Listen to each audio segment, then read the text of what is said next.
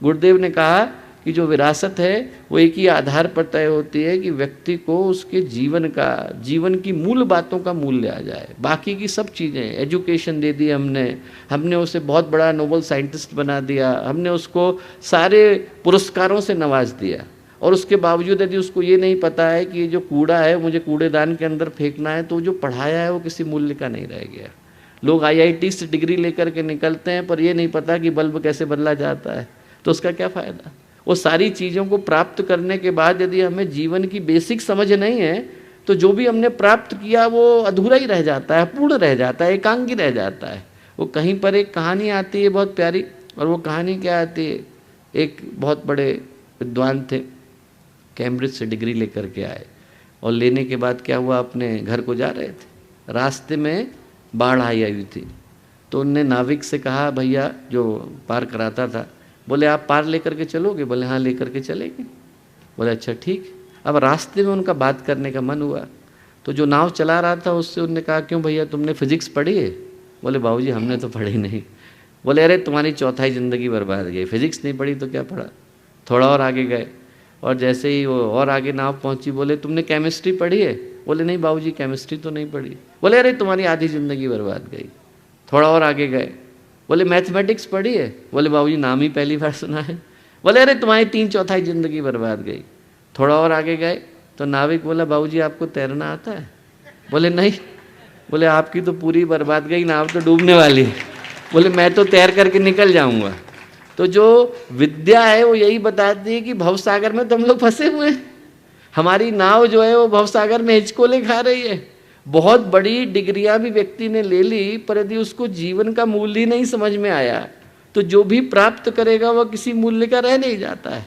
जो बाल संस्कार शालाएं गुरुदेव ने शुरू करी, जो भारतीय संस्कृति ज्ञान परीक्षा शुरू करी, उसके पीछे का आधार क्या था? यही तो था कि व्यक्ति को पहले वो समझ में आए जो सबसे ज़्यादा कीमती है, सबसे ज़्यादा मूल्य का है। सबसे ज़्यादा कीमत का क्या है, हमें ये समझ में आ जाए कि सुबह उठना कब है, दिन को गुजारना कैसे है। लोग पूछते हैं कि टाइम मैनेजमेंट कैसे किया जाए। एक बहुत ही सरल सूत्र है कि सुबह 4 बजे उठना शुरू कर दिया जाए। जैसे ही व्यक्ति सुबह 4 बजे उठता है तो वो अपनी दिनचर्या के साथ फाइट नहीं कर रहा है। जब तक बाकी का शहर काम करना शुरू करेगा तब तक आपकी पूजा पूरी हो गई, आपकी पढ़ाई पूरी हो गई, आप जो करना चाहते थे वो सारे काम आप कर चुके हो, और बाकी का दिन बोनस के रूप में आपको मिला हुआ है। उसके बाद आदमी को अपने दिन के साथ फाइट करने की आवश्यकता नहीं। हमारे यहाँ लंबे समय से सूत्र था, लंबे समय से यही था कि हम लोग उठें, उठने के बाद हर व्यक्ति को धन्यवाद दें, धरती को दें, आसमान को दें, प्रकृति को दें, नदी को दें, सबको धन्यवाद देने के बाद अपने दिन की शुरुआत करें। और गुरुदेव ने इतना बढ़िया सूत्र दिया। क्या दिया? गुरुदेव ने कहा हर दिन नया जन्म, हर रात नई मौत। अगले दिन की तो सोचो ही मत। आप ये सोचो एक ही दिन आपको मिला हुआ है, एक दिन को मैं बेहतर से बेहतर तरीके से कैसे जी सकता हूँ। जो अपने मन में कल्पनाएं लेकर के बैठा है कि 50 साल के बाद मुझे ये करना है, वो अगले दिन भी कुछ नहीं कर पाता। क्यों? क्योंकि मन में तो कल्पनाएं हैं, इसके अलावा कुछ है नहीं।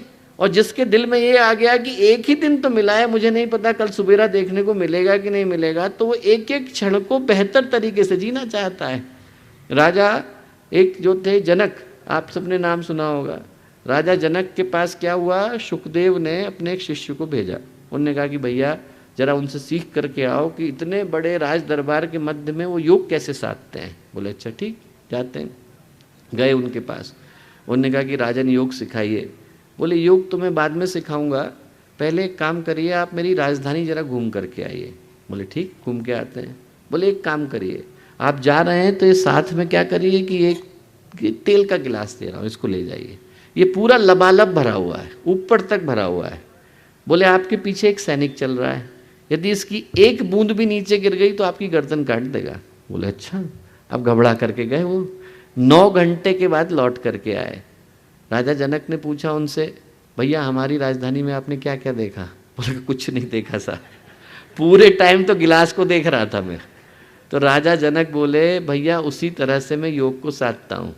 मुझे पता है कि किसी भी क्षण वो जो अंतिम बूंद है वो गिर सकती है, और जिसको ये पता है कि किसी भी क्षण वो अंतिम बूंद गिर सकती है, वो अपने जीवन का बेहतर से बेहतर उपयोग करना सीख जाता है। गुरुदेव ने यही बताया, हर दिन नया जन्म, हर रात नई मौत। सुबह उठें तो ये सोचें आज का जीवन हमें मिल गया, रात को जाएं तो ये सोचें भगवान ने जो देना था वो अच्छी तरह से दे दिया, अब दिन को समेटने की बारी है। समीक्षा कर लें, एवेल्यूएशन कर लें, जो सोच करके ज़िंदगी शुरू करी थी उसको हम लोगों ने पूरा किया कि नहीं किया।